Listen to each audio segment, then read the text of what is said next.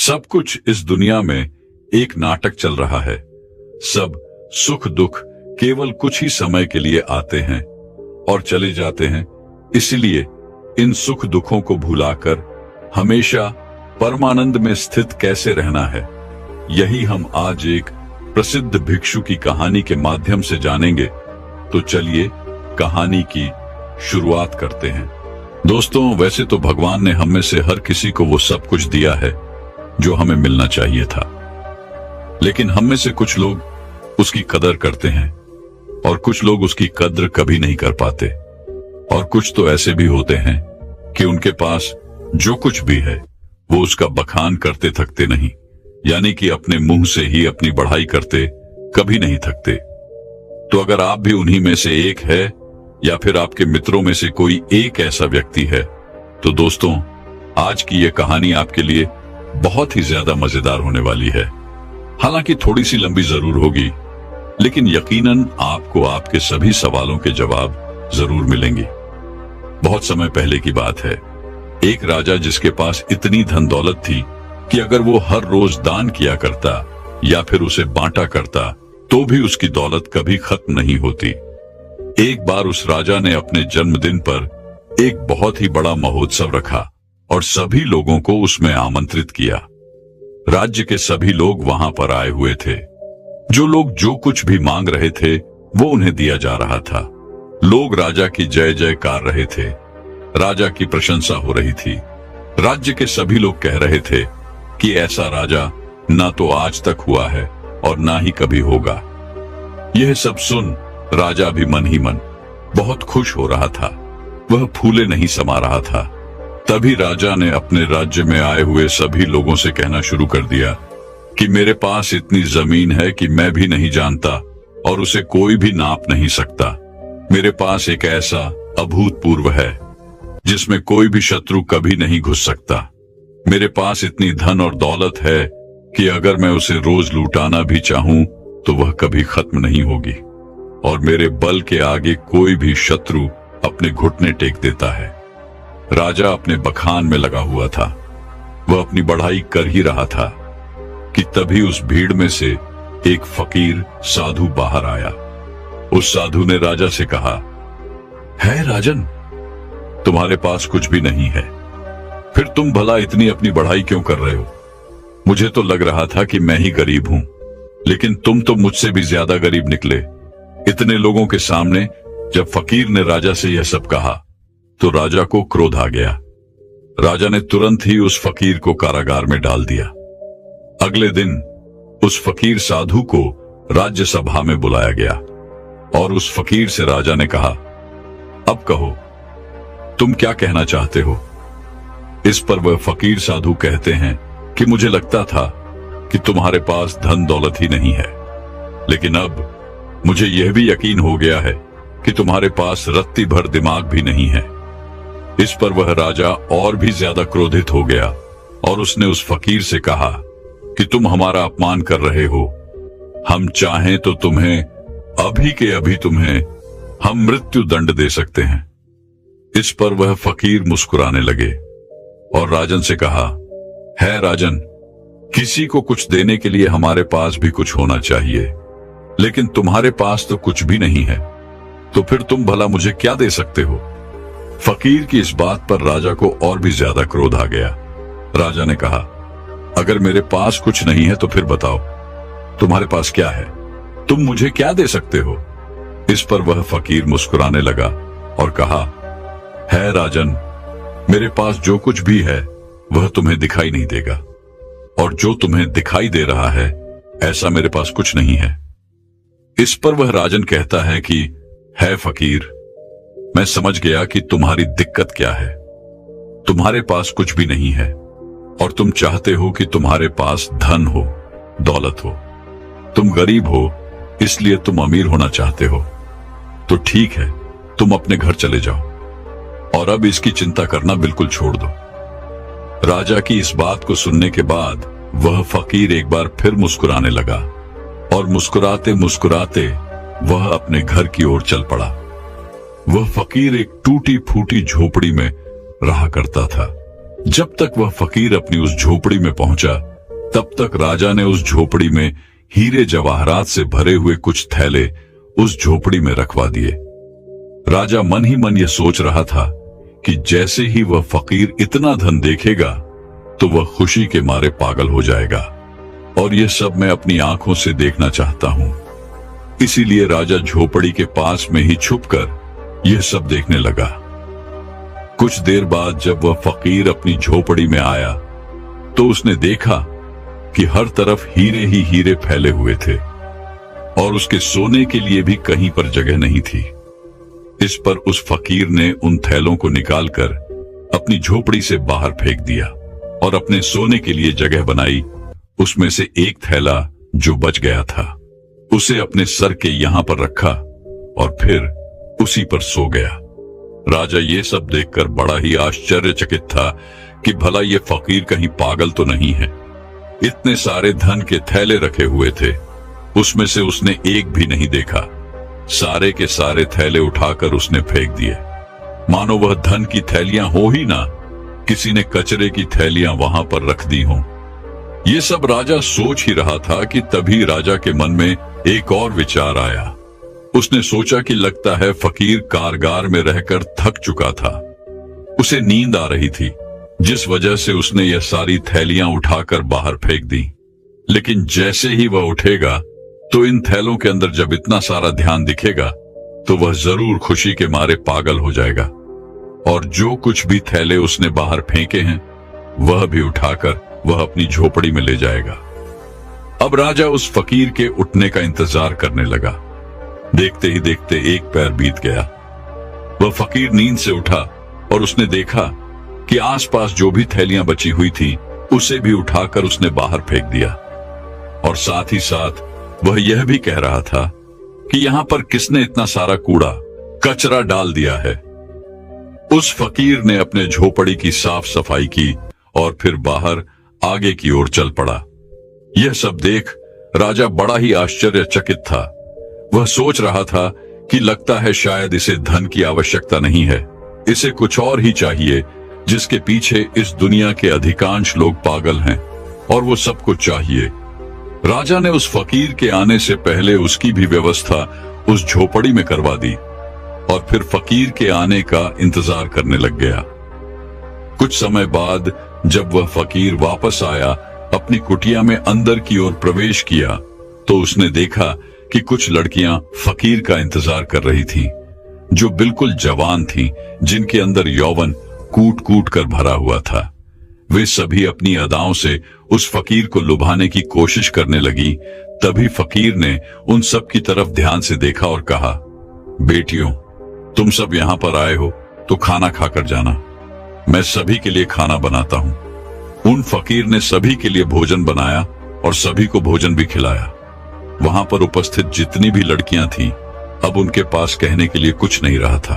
तभी उन फकीर ने कहा कि हमारा मन साफ होना चाहिए, तन से कुछ नहीं होता, और हमारा मन तब साफ होगा जब हमारा मन स्थिर होगा। मन की चंचलता हमें लूट लेती है, हम भटकते हैं और सिर्फ भटकते ही रह जाते हैं। लेकिन अगर मन शांत होगा, स्थिर होगा, तो हम उन ऊंचाइयों को पा सकते हैं जिसकी आपने कभी कल्पना भी नहीं की है। सभी लड़कियों ने एक एक करके उन फकीर का आशीर्वाद लिया और वहां से चल पड़ी, मानो वो सभी लड़कियां अपने पिता से मिलकर घर वापस जा रही हों। राजा ये सब देख रहा था और उसे ये सब देखकर बड़ा ही आश्चर्य हुआ। राजा एक बार फिर से सोच में पड़ गया कि आखिर इस फकीर को क्या चाहिए।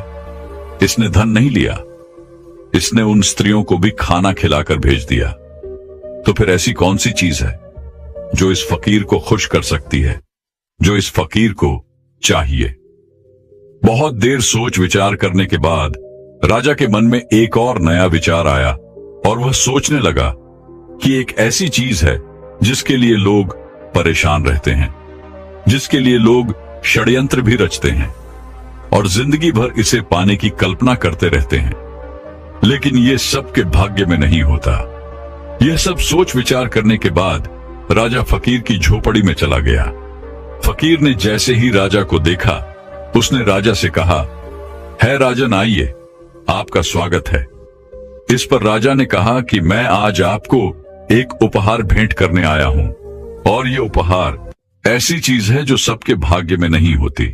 ये कुछ ही लोगों को मिल पाता है। इसके लिए लोग लड़ते भी हैं, मरते भी हैं और षड्यंत्र भी करते हैं, और फिर भी यह उनके नसीब में नहीं होता। राजा ने अपना मुकुट निकाला और उस फकीर के सर पर रख दिया और कहा कि आज से आप इस राज्य के राजा हैं। इस पर वह फकीर मुस्कुराने लगा और कहा, है राजन, आप खुद इतने कंगाल हैं कि आपके पास ले दे करके बस यही तो एक चीज बची हुई है। अगर आप वो भी मुझे दे देंगे तो भला आपके पास क्या बचेगा। इस पर वह राजा और भी क्रोधित हो उठा। उसके अहंकार को ठेस लग गई। राजा ने क्रोधित होकर कहा, तुम एकदम मूर्ख हो। तुम्हारे पास खुद तो कुछ है नहीं, और मैं तुम्हें देने की कोशिश कर रहा हूं तो वो भी तुम नहीं ले रहे हो और मुझे कंगाल बता रहे हो। मैंने तुम्हें सुख देने की इतनी सारी कोशिशें की, लेकिन सारी की सारी नाकाम रही। अब मुझे समझ में आ गया है कि तुम इसी कंगाली में जीना चाहते हो। तुम्हें यही कंगाली पसंद है। राजा के मुख से यह शब्द सुनते ही वह फकीर जोर से हंस पड़ा और कहा, जिसे तुम परम सुख बता रहे हो वो परम सुख नहीं बल्कि परम दुख है। तुम बता रहे हो कि तुम्हारे पास इतनी जमीन है कि कोई नाप नहीं सकता। इतना पैसा है कि अगर तुम बांटते रहो तो भी ये कभी खत्म नहीं होने वाला। और तुम ये भी कहते हो कि तुम्हारे बल के आगे शत्रु अपनी हार मान लेते हैं, अपने घुटने एक देते हैं। लेकिन राजन, तुम यह भूल चुके हो कि यह कभी किसी का नहीं हुआ, यह तुम्हारा भी नहीं होगा। आज तुम्हारे पास है तो ये कल किसी और का होगा, और उसके बाद किसी और का। यही प्रक्रिया निरंतर चलती रहेगी। इसीलिए मैं तुम्हें कंगाल बता रहा हूं।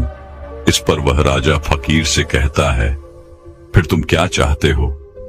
मैं तुम्हारी तरह बन जाऊं, तुम्हारी तरह यह गंदे कपड़े पहनूं, तुम्हारी तरह कटोरा लेकर दर दर भटकता रहूं, भीख मांगता रहूं?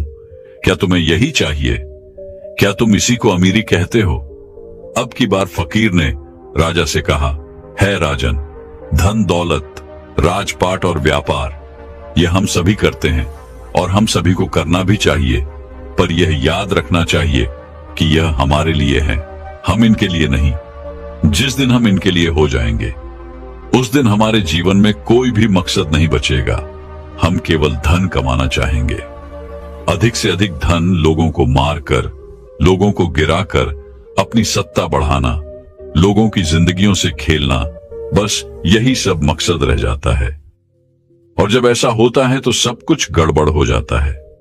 कुछ भी सही नहीं रहता, क्योंकि जो कुछ भी तुम बटोर रहे हो ये तुम भूल चुके हो कि एक दिन ऐसा आएगा जब ये सब कुछ तुम्हें छोड़ना होगा और यह सब कुछ यही रह जाएगा। और उस दिन तुम्हें यह एहसास भी होगा कि जो कुछ भी तुमने कमाया था वो तुम्हारे किसी काम का नहीं, और फिर तुम अपने आप को गरीब ही महसूस करोगे। इस दुनिया में हर एक चीज हम मनुष्यों के उपयोग के लिए बनाई गई थी, लेकिन जैसे जैसे हम उन चीजों का उपयोग करने लग जाते हैं हमारे मन में एक भ्रम सा पैदा हो जाता है कि ये सारी चीजें हमारी हैं, और हम इसके मालिक बनने की कोशिश करने लग जाते हैं। और हमें ऐसा लगने लगता है कि हमारे पास ही सब कुछ है, और हम अपने बड़े बड़े बखान भी करते हैं। और ऐसे भ्रम पालना अच्छी बात नहीं, जैसे कि तुम्हें हो गया है राजन।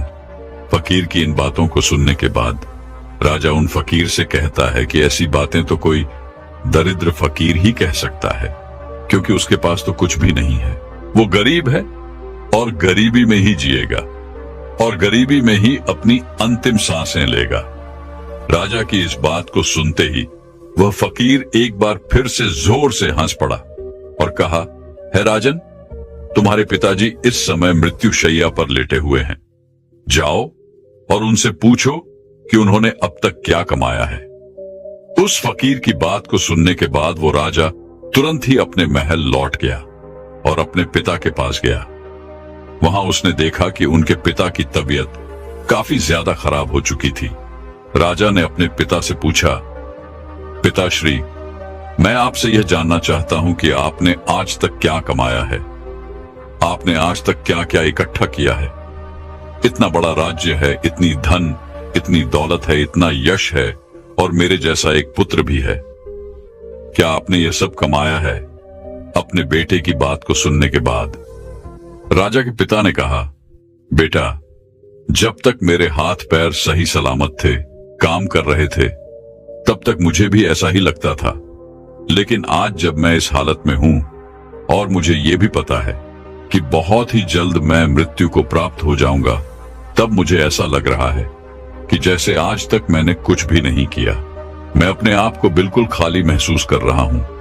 जो कुछ भी मेरे पास है उसमें लालच है, षड्यंत्र है, क्रूरता, बेईमानी, धोखेबाजी। वास्तविकता में यही सब लिप्त मैंने कमाया है। यही है जो कुछ मैंने अपने पूरे जीवन में कमाया है और इसी को इकट्ठा किया है। इसके अलावा और मेरे पास कुछ भी नहीं है, और ना ही इसके अलावा मेरे साथ कुछ और जाने वाला है। आज मुझे खुद पर हंसी आ रही है। इस महल में मेरे साथ कितने ही ऐसे लोग थे जिन्हें मैं अपना कहता था, जिनसे मेरा लगाव था, लेकिन आज वह मेरे साथ नहीं है। यहां तक कि तुम भी मेरे साथ नहीं हो। इतना बड़ा मूर्ख और कौन हो सकता है? पिता के मुख से यह सारी बातें सुनकर राजा के मन को बड़ी ही ठेस लगी। उसे बड़ी तकलीफ हुई। वह तुरंत ही उन फकीर के पास वापस लौटा और उन फकीर से कहने लगा कि जो तुम कहते थे वो बिल्कुल सही है। तुम कह रहे थे कि मैं कंगाल हूं, मैं गरीब हूं और मेरे पास देने के लिए कुछ भी नहीं है। तुम बिल्कुल सही कह रहे हो, लेकिन मैं अमीर बनना चाहता हूं और मैं अपनी अमीरी लोगों में बांटना चाहता हूं। तो यह मैं कैसे कर सकता हूं ताकि मैं अपने अंतिम समय पर यह ना कह पाऊं कि मेरे पास कुछ भी नहीं है? राजा की इन बातों को सुनने के बाद फकीर ने राजा से कहा कि तुम्हारे पास जो कुछ भी है, धन, दौलत, वैभव, इन सभी को सही ढंग से उपयोग करो और तुम अमीर हो जाओगे। अगर तुम सही उद्देश्य के साथ अपने कार्य को करते रहोगे तो उसका फल भी तुम्हें अच्छा ही मिलेगा। इस पर वह राजन फकीर से कहता है कि आखिर इसमें सही क्या है, यह आप ही मुझे बताइए। राजा की इस सवाल का जवाब देते हुए फकीर कहते हैं कि धन कमाओ और धन के मालिक बनो, लेकिन याद रखना कि कभी भी धन को अपना मालिक मत बनने देना। तुम राजा हो तो राजा के अपने कार्य को भी पूरा करो। प्रजा का ख्याल रखो, लेकिन प्रजा को लूट कर अपना धन, अपना वैभव मत बढ़ाओ। अपनी प्रशंसा खुद मत करो। ऐसे कार्य करो जिससे लोग तुम्हारी प्रशंसा करें, और जिस दिन लोग तुम्हारी प्रशंसा करना शुरू कर देंगे, उस दिन समझ जाना कि तुमने अपने जीवन में कुछ अच्छा कमाया है जो तुम्हारे साथ जा सकता है। इस संसार में सभी भौतिक चीजों से अपने आप को जोड़ना छोड़ दो, क्योंकि ये सारी चीजें नश्वर हैं और यहीं पर रह जाएंगी, जैसे कि तुम भी नश्वर ही हो। तुम आए तो अकेले ही थे, लेकिन तुम अपने साथ अपने कर्म लेकर जाओगे। ये अच्छे हो सकते हैं या फिर बुरे, इससे तुम्हारा पीछा नहीं छूटने वाला। राजा को सारी बातें समझ में आ चुकी थी। राजा ने फकीर को धन्यवाद कहा, उन्हें प्रणाम किया और वापस अपने महल की ओर चल पड़ा। जैसा उसे फकीर ने कहा था, राजा बिल्कुल वैसे ही करने लगा। न तो उसने उसके बाद से कभी धन बांटा था, न ही बेवजह किसी को दंड दिया, और न ही बेवजह उसने अपने पड़ोसी देशों पर चढ़ाई करके उन्हें जीतने की कोशिश की। लेकिन उसने इस सीख के बाद अपने राज्य के लोगों को इतना मजबूत बना दिया कि उन्हें किसी से भी धन मांगने की कभी कोई जरूरत ना पड़े। कोई इतना गरीब ना हो कि उसके लिए 2 वक्त की रोटी ना मिल पाए। पहनने के लिए अच्छे अच्छे कपड़े हों, अच्छा घर हो, छत हो, इन सभी चीजों पर राजा ने बखूबी काम किया। 2 राज्य के युद्ध के बीच में सिपाहियों की बेवजह जान जाया करती थी, इसलिए राजा ने युद्ध करना भी बंद कर दिया। केवल अपने लोगों की रक्षा करने के लिए वह युद्ध में उतरा करता था। एक भयंकर युद्ध के दौरान वह राजा अपने एक सिपाही की जान बचाते हुए घायल हो गया था। राजा वह युद्ध तो जीत गया, लेकिन उसकी जान पर बनाई। राजा अपनी आखिरी सांसें ले रहा था। उस समय राजा के चेहरे पर मुस्कान थी।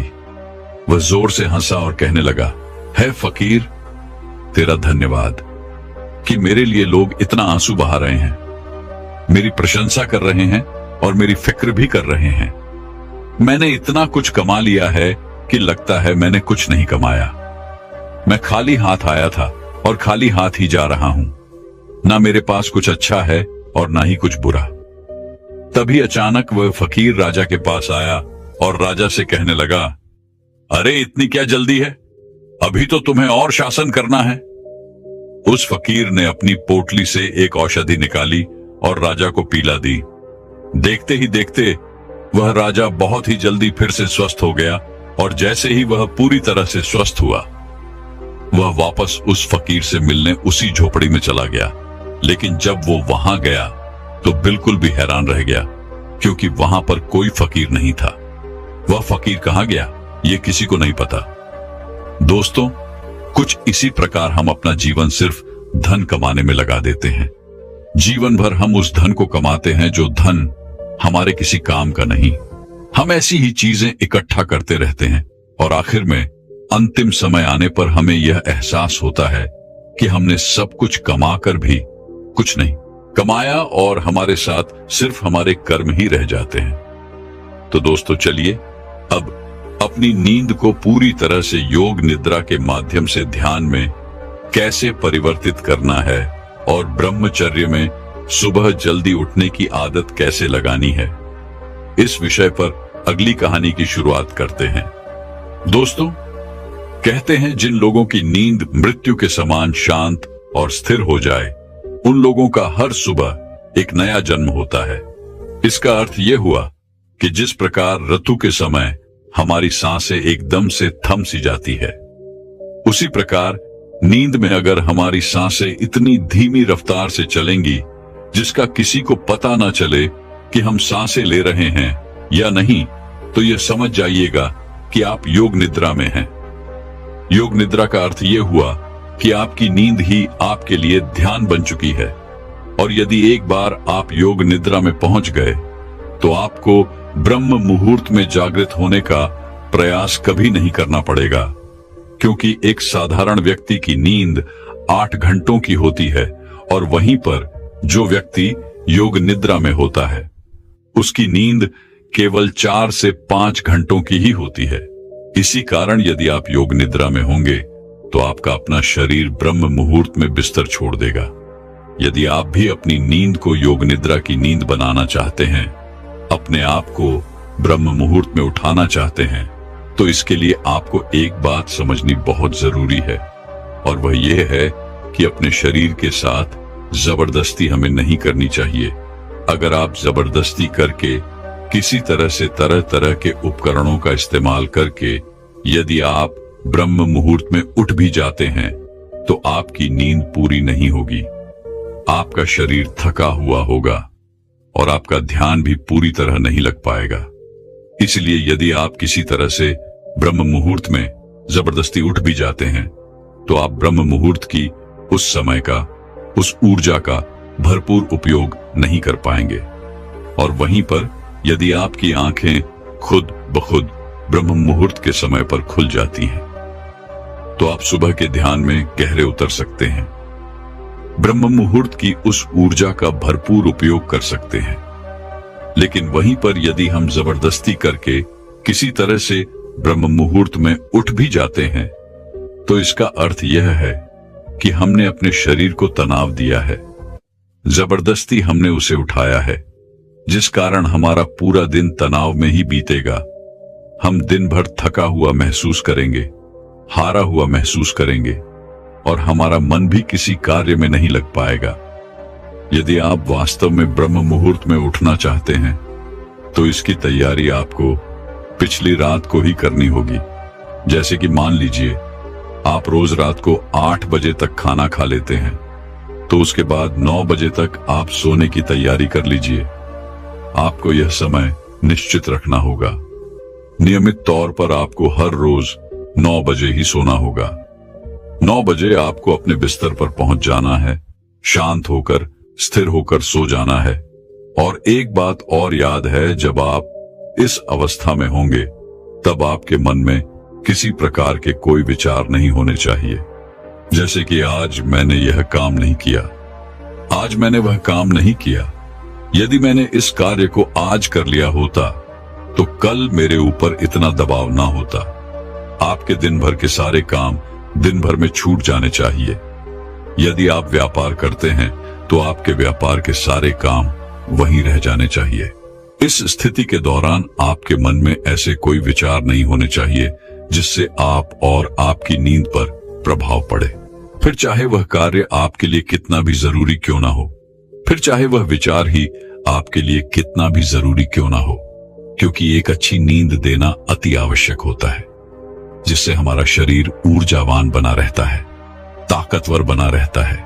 गहरी नींद के मुकाबले और कोई काम जरूरी नहीं होता, क्योंकि अत्यधिक धनी से धनी लोग भी धन तो बड़ी सरलता से कमा लेते हैं, लेकिन वह उसे अपने लिए रातों की नींद नहीं खरीद सकते।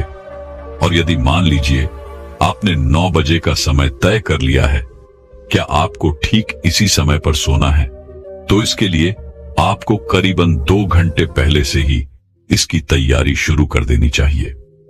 यदि आप ऐसा सोचते हैं कि मैंने 9 बजे ही भोजन कर लिया और 9 बजे ही मैं बिस्तर पर चला जाता हूं और उसके बाद मुझे गहरी नींद आ जाएगी, तो यह आपका वहम है। क्योंकि यदि आप सचमुच योग निद्रा का आनंद लेना चाहते हैं, इसे अपने जीवन में उतारना चाहते हैं, तो आपको करीबन 2 घंटे पहले से इसकी तैयारियां शुरू कर देनी चाहिए। इसके लिए आप जितना जल्दी भोजन कर लेंगे उतना अच्छा है। मान लीजिए कि आप 9 बजे सोना चाहते हैं, तो आप करीबन 7 बजे भोजन कर लें, जिससे आपको आपके खाने को पचाने के लिए थोड़ा समय मिल पाएगा। लेकिन क्या आपने कभी यह देखा है कि जैसे ही हम खाना खाते हैं उसके कुछ देर बाद ही हमें नींद आने लगती है? ऐसा इसलिए होता है क्योंकि हमारा शरीर उस खाने को पचाने के लिए अपनी पूरी ऊर्जा लगाने के लिए तैयार हो जाता है, और ऐसे समय पर हम थकावट महसूस करते हैं और हमें नींद आने लगती है। और ऐसे समय पर हमारे शरीर को अत्यधिक आराम की आवश्यकता भी होती है, और जब हम सो जाते हैं तो नींद में हमारा शरीर यूं ही काम करता रहता है। वह उस खाने को पचाने में जुटा रहता है जो हम सोने से पहले खाकर सोए होते हैं। इसीलिए आप रात्रि का भोजन जितनी जल्दी कर लेंगे उतनी ही जल्दी आपका भोजन पच जाएगा और आप एक गहरी नींद ले सकेंगे।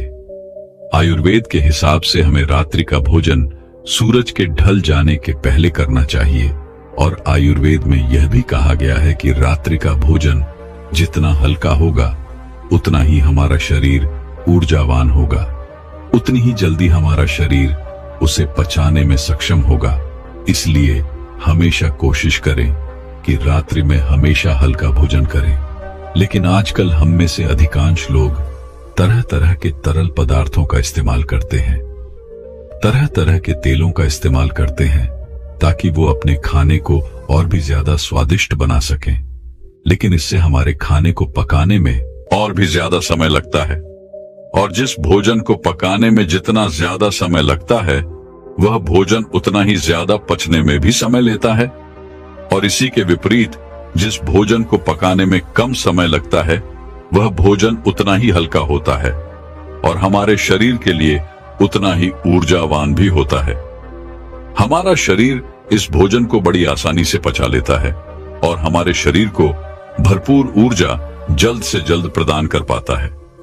अगर हम कुछ उदाहरण लें तो आपने देखा होगा आटे की रोटी बनाने में हमें थोड़ा समय लगता है, और जब हम इसका सेवन करते हैं तो इसे हमारा शरीर पचाने में भी भरपूर ऊर्जा का इस्तेमाल करता है। वहीं पर यदि चावल की बात की जाए तो इसे पकाने में कम समय लगता है और ये बहुत हल्का भी होता है, और इसे पचाने में हमारे शरीर को मेहनत भी बहुत कम करनी पड़ती है, जिससे हमारे शरीर की ऊर्जा बहुत कम खपत होती है। इसी प्रकार खिचड़ी, चावल, उबली हुई सब्जियां, ये सब हल्के खाने में आते हैं, और वहीं पर रोटी, घी, तेल इत्यादि ये सारे भारी खाने में आते हैं, जिन्हें पचाने में हमारे शरीर को अत्यधिक ऊर्जा लगानी पड़ती है और हमारे शरीर को इसे पचाने में अत्यधिक समय भी लग जाता है। और आप लोगों ने यह भी देखा होगा कि जब हम में से अधिकांश लोग भारी भोजन करते हैं तो उन्हें नींद बहुत देर तक आती है, अर्थात वो बहुत देर तक सोते रह जाते हैं, क्योंकि इसे पचाने में अत्यधिक समय लगता है, अत्यधिक ऊर्जा नष्ट होती है। इस कारण हमारा शरीर थक जाता है और उसे आराम की भी अत्यधिक आवश्यकता होती है, और इसी कारणवश हमारे शरीर में तरह तरह की बीमारियां भी उत्पन्न होने लगती है। लेकिन आजकल हम लोगों को यही नहीं पता होता कि हमें किस तरह का भोजन करना चाहिए।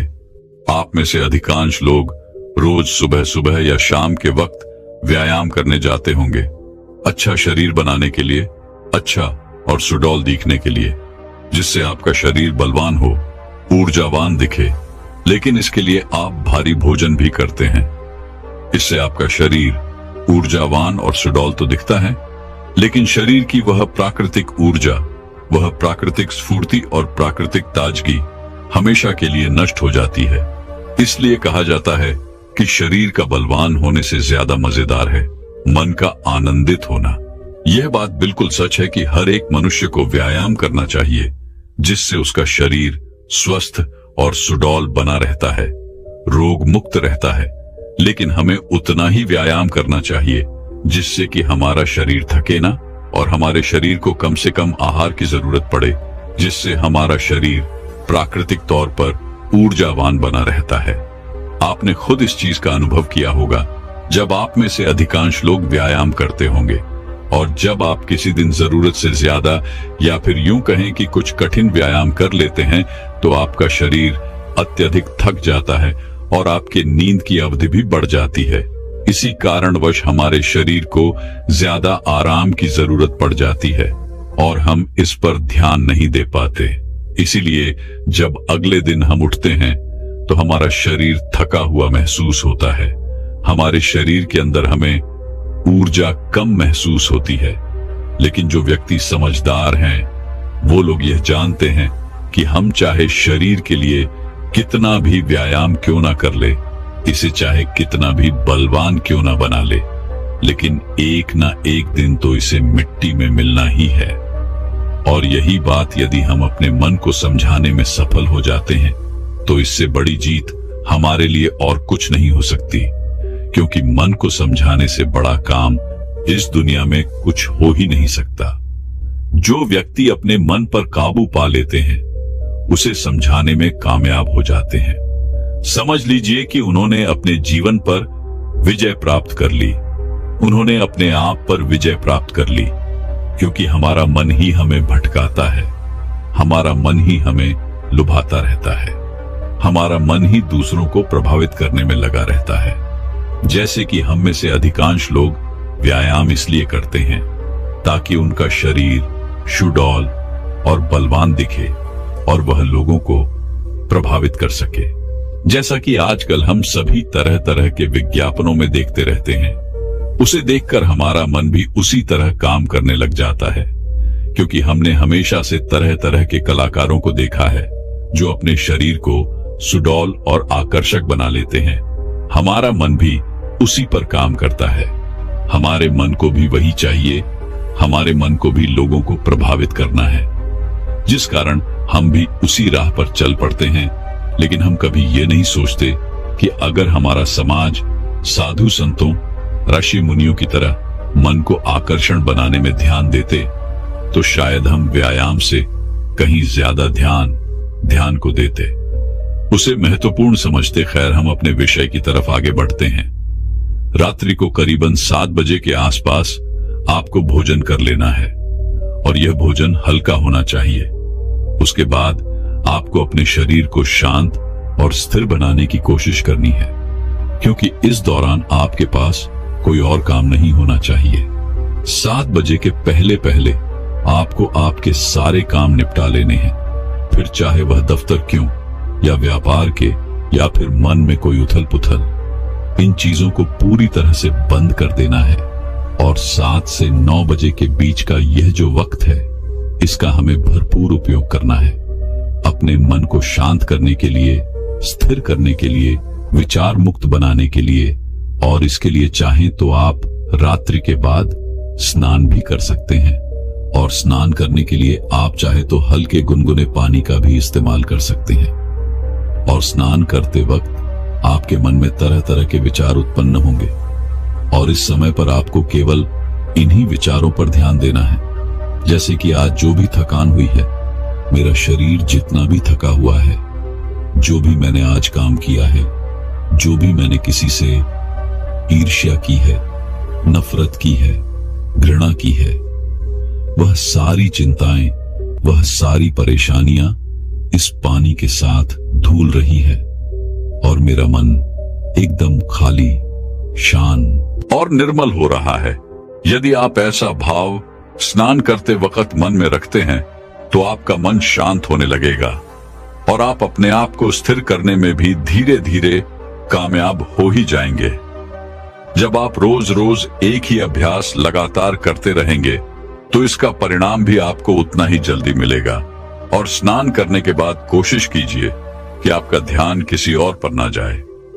एकदम शांत रहिए।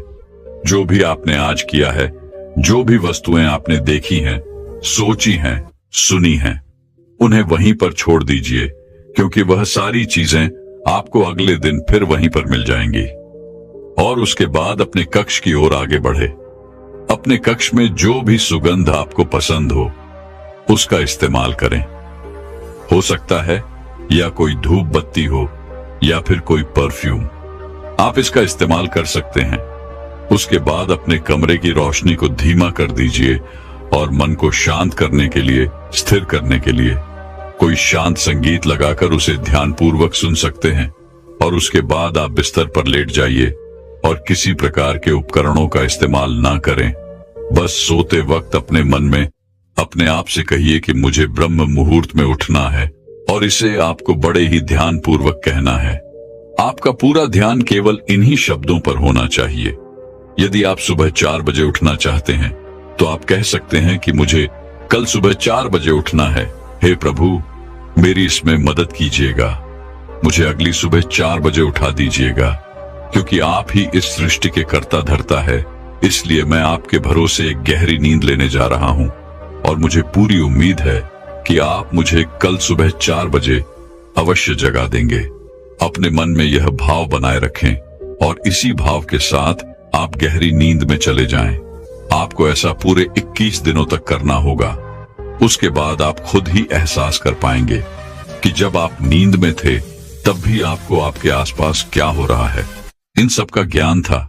आप नींद में भी जगे हुए थे और अब आपका जागरण पूर्ण हुआ और अब आप योग निद्रा में प्रविष्ट हो चुके हैं। आप यह भी एहसास कर पाएंगे कि जिस नींद को पूरा होने में 8 से 10 घंटे लगा करते थे, और उसके बाद भी जब हम अगली सुबह उठते हैं तो हमारा शरीर थका हुआ और बीमार सा महसूस होता था, अब वही नींद केवल 4 से 5 घंटों के अंदर पूर्ण हो जा रही है। और आपके शरीर में भी एक अलग ऊर्जा है, अलग शक्ति है।